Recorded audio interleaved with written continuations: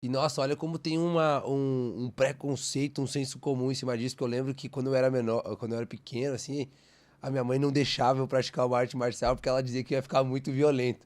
Ela É dizia, exatamente o é contrário. exatamente o contrário. Você Aham. sabe que a violência, muitas vezes, ela está na insegurança, né?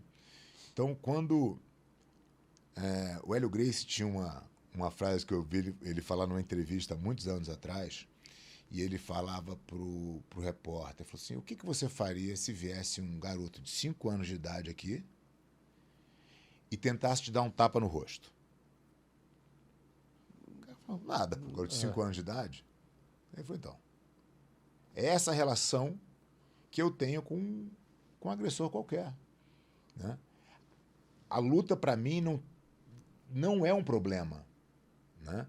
Então, se eu decidir dar um corretivo naquele cara porque ele é mal educado, eu vou dar totalmente consciente, né?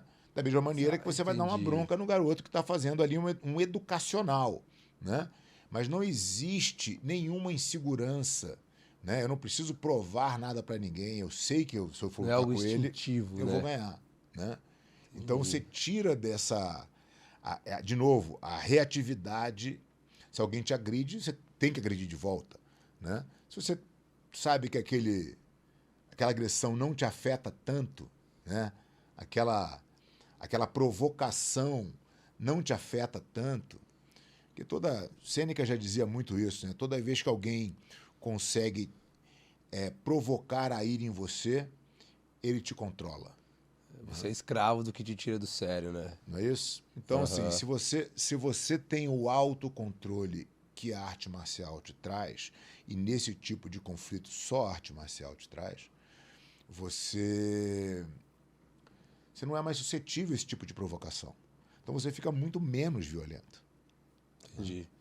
Então, mais do que um professor de artes marciais, você é, pra muita gente, como se fosse usar essa terminologia, tipo um guru de vida, assim, uma direção, algo que ajuda a Olha, pessoa também. eu acho que a função, o que eu tive com os meus professores, né, com o meu mestre, com os professores que me ajudaram na minha caminhada e com tudo que eu aprendi ao longo do tempo no jiu-jitsu, me deu alguma experiência que eu procuro passar para os meus alunos e facilitar o caminho deles. Mas ninguém sabe tudo, né? Os problemas são sempre novos. Então acho que a forma como lidar talvez seja uma coisa para colocar à disposição dos alunos, né? Então assim, como cada um vai lidar com isso é individual e tem que ser. Né? Mas eu acho que eu consigo hoje, depois de muitos anos experimentando, né, e vivendo o jiu-jitsu na sua totalidade, vamos dizer assim, né? Sendo aluno, sendo professor, sendo atleta, sendo coach, sendo chefe de equipe, né? Eu vivo o jiu-jitsu na sua A máxima integralidade, né? potencialidade, né? Então, acho que hoje eu consigo fazer essas analogias com mais facilidade. E fazendo essas analogias, muitas vezes você traz o teu aluno para uma reflexão. E ele vai escolher o caminho que ele quer tomar, mas Ah, baseado em algo que ele consegue sentir, né? Então, entendi.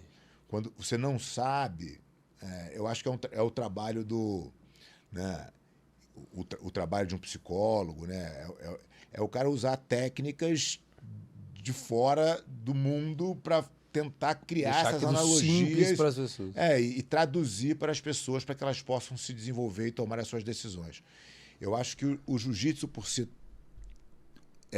uma vivência tão forte, tem um pouco esse poder, entendeu? E eu, por estar tanto tempo nisso, consigo, de certa maneira, fazer essas analogias com facilidade. Porque eu já tive os problemas e eu já olhei pela lente do jiu-jitsu a facilidade que é para resolvê-los.